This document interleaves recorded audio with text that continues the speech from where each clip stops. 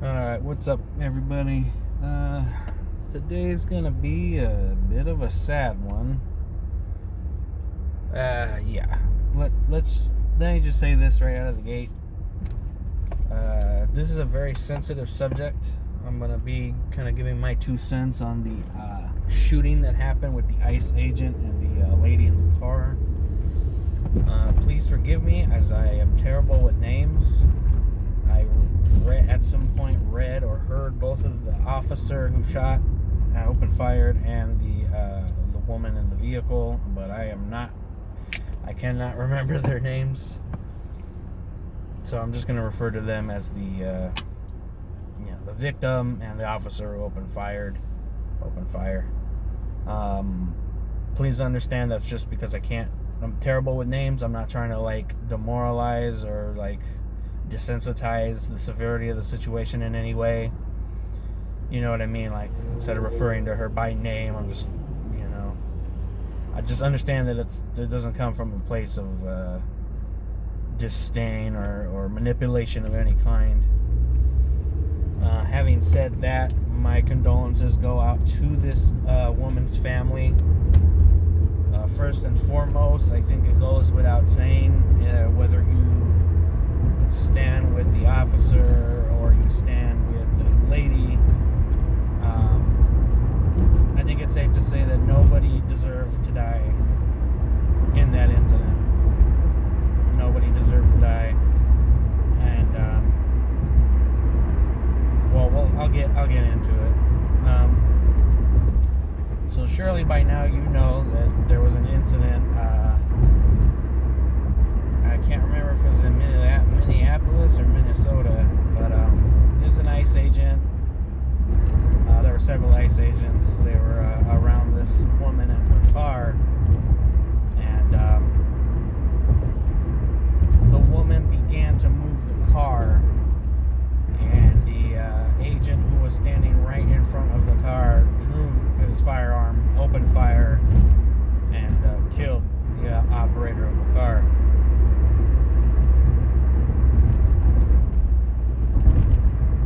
So, again, I really need to drive this home. This is a very sensitive subject, and I'm going to do my best to navigate it and say things with couth. So if there's longer periods of gaps of silence in my words, just know that that's a good thing, because I'm actually stopping to think about what I'm about to say versus just word vomiting for 20 minutes. So there's a lot to dissect. First things first, and this is for everyone. Okay, I don't care if you live in New York, I don't care if you live in Oregon, I don't care if you live in New Mexico, I don't care if you live in California, I don't care if you live in Texas, I don't care if you live in North Carolina.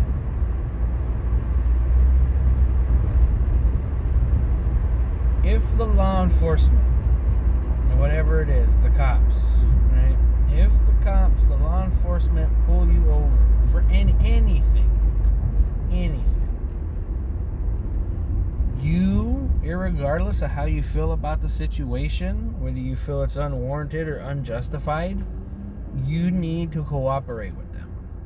Because the minute you start acting like a dickhead, and the minute you start, causing crap, that's when stuff can potentially go bad. Now, if you were, pulled over, so say for example, you're pulled over and the cop's here's a fix-it ticket, your tail light's busted. You get out of the car and the tail light's fine, right? Dude was just being a dickhead, wanted to write a ticket, whatever.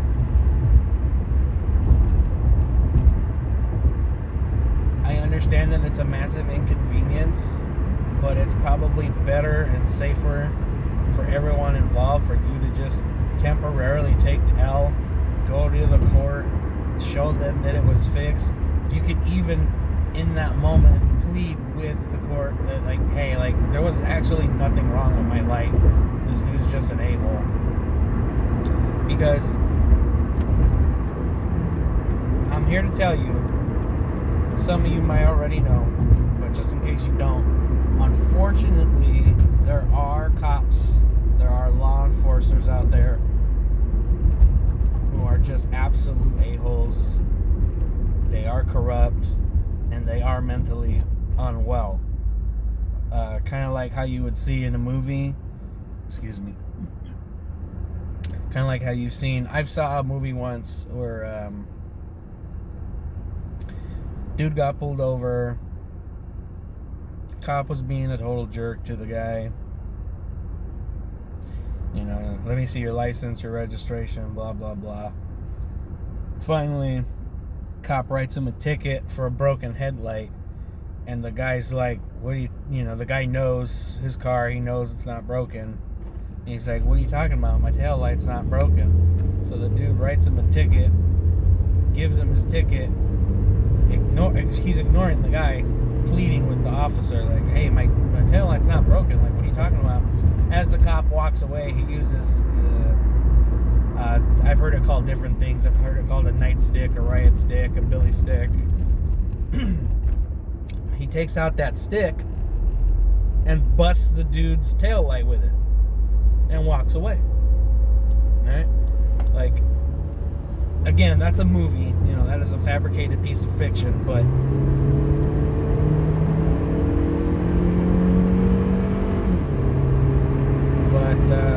there unfortunately are police officers out there like that.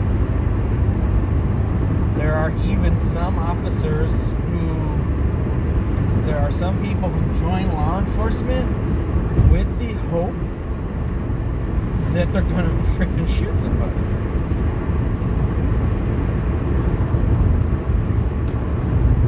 So the first thing,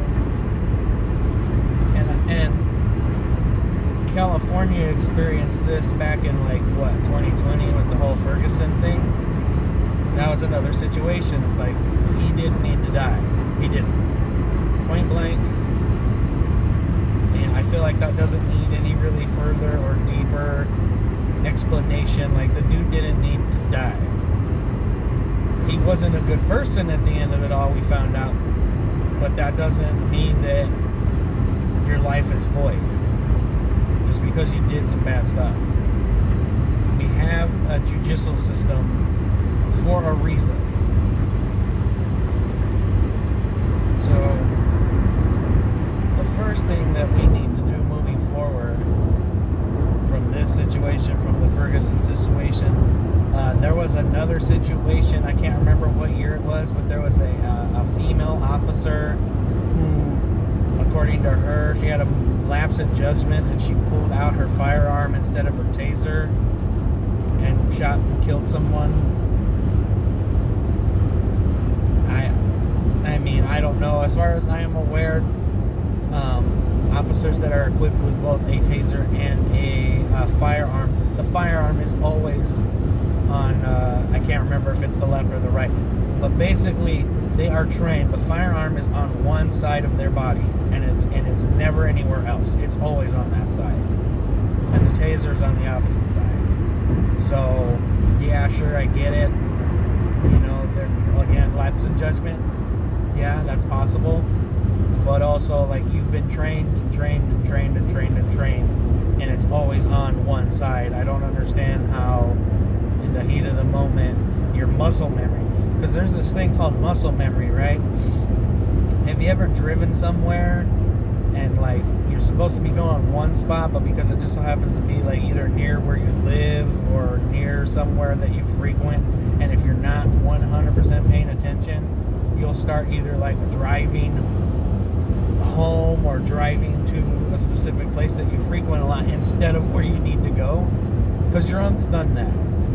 I had my grandpa or my wife's grandpa with me, and my wife, and we were taking him home, and it said I was going to my house. Because of the area that we were in, and muscle memory kind of took over. I was on autopilot, and I started to go home, and my wife had to be like, hey, where are you going? I literally told her out loud, like, I'm going home. Like, and she's like, my home? You going to my grandpa's home? Like, where are we going? So, like, I get, like, there's this muscle memory thing should have kicked in for that lady. And it should have automatically been the side with the taser and not the firearm if she was meaning to use the taser to begin with. So, blah, blah, blah. I say all that to say this. Each and every state needs to start pushing more of our resources into the mental health care of our law enforcement. Listen, one of the worst jobs is being a cop. Not in terms of like, oh, it doesn't pay well or it doesn't have benefits. It has great pay, I'm sure, and it has great benefits, I'm sure. Because it's technically like a government thing as far as I'm aware. I could be wrong on that.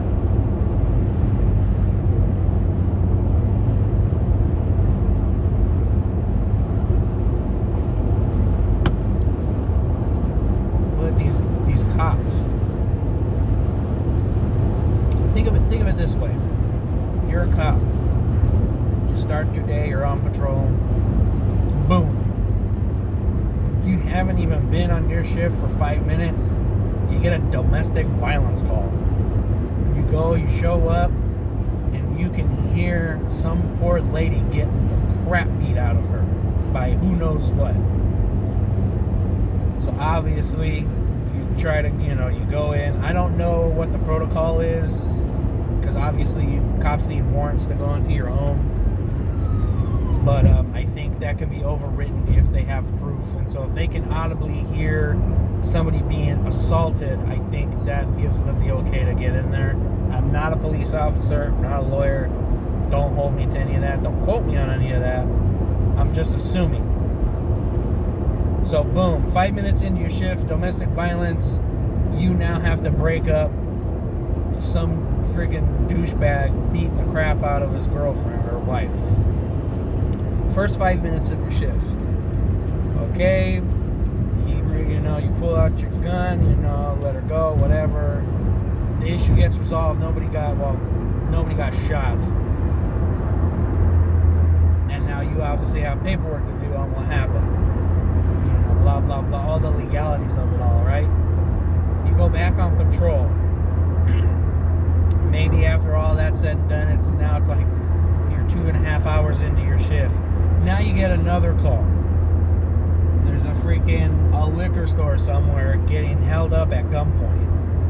So then you go over there.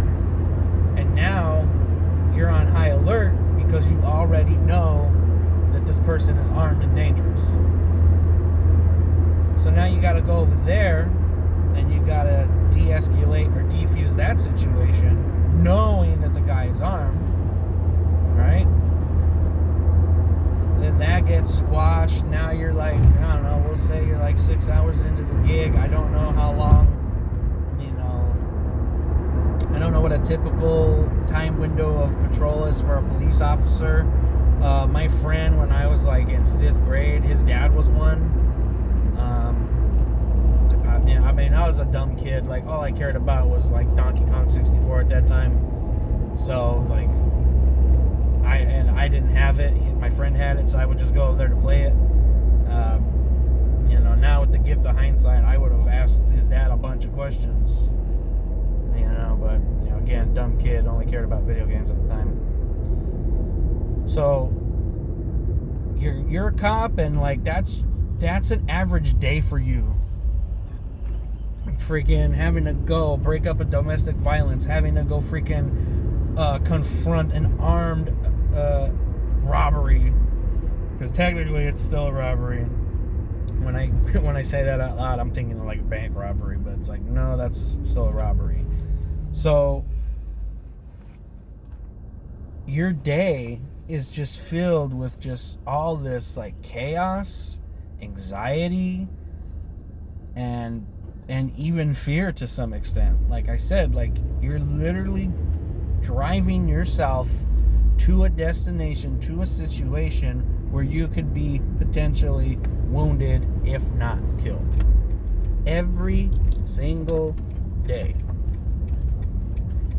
I don't care how stone cold you think you are, how bad of an MFer you think you are. If you had to sit there and go through all that crap every single day, that stuff will mess with your head. It will. If you were not mentally unstable, you will become mentally unstable over time. Because that stuff's not healthy to be exposed to those kinds of things so often. So we for sure need to start prioritizing law enforcement mental health. That's a start. Like, put them on like a swing shift of some sort, you know? Like, but there again, like, that's another problem, is that there's probably not enough law enforcement. You know what I mean? There's not a lot of people wanting to apply and to become law enforcement.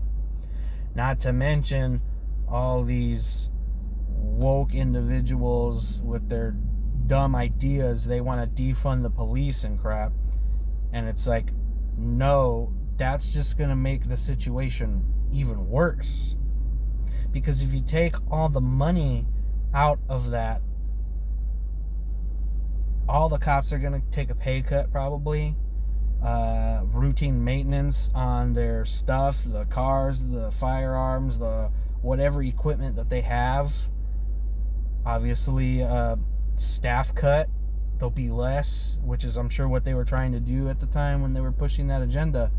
And it's like, that's only going to make it worse. Because now the law enforcement are getting desperate. And they'll hire anybody. Well, obviously, there's still, you know, legalities that any new hire would have to go through, but I'm sure there is a couple of things that they would be willing to, you know, kind of gloss over because they're so short-staffed. We need to give them more money, but they also need to be held accountable for the money. And I think a good chunk of that needs to go to mental health for the police officers. I'm probably going to have to do this in a couple of parts because I'm going to have to go into work here in a minute. But that's pretty much all I'll have to say for now about the officer who opened fire. I've seen several clips of that video. He was in front of the car, but I do believe, in my personal opinion, that he did have enough time and space to simply jump out of the way or step out of the way, because this car that the lady was driving was at a full stop, and it was in snowy weather conditions. If you've ever driven in snowy weather conditions, you will know that if you try to like patch out, like you just try to floor it, good luck, because the road is slippery. Your car's either gonna, depending on the quality of your tires, your car's either just gonna kind of sputter in place, or it will move forward, but very, very slowly, because your tires are essentially just like spinning in place, and they're only sometimes making good contact with the ground. Excuse me.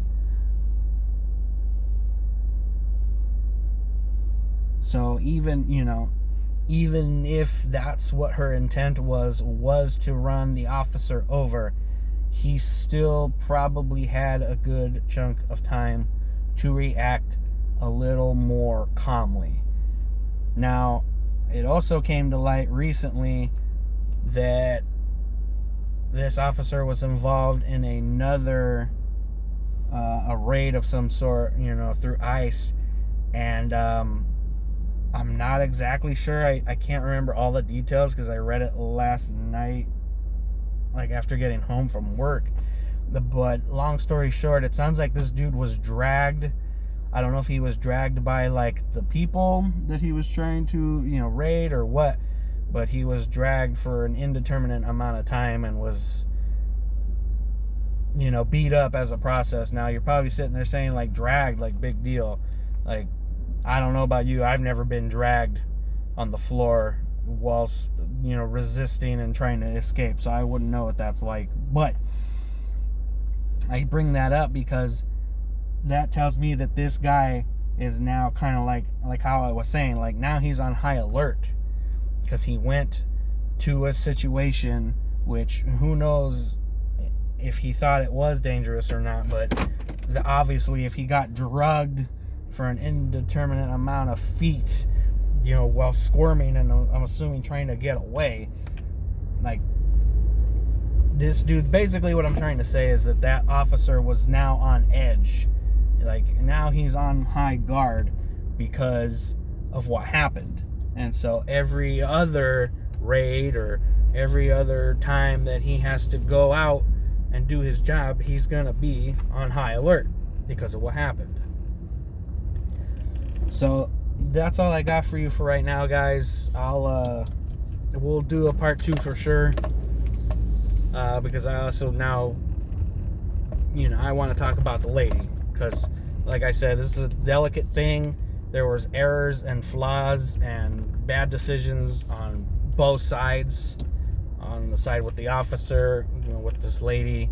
So I'll talk about that in the next one.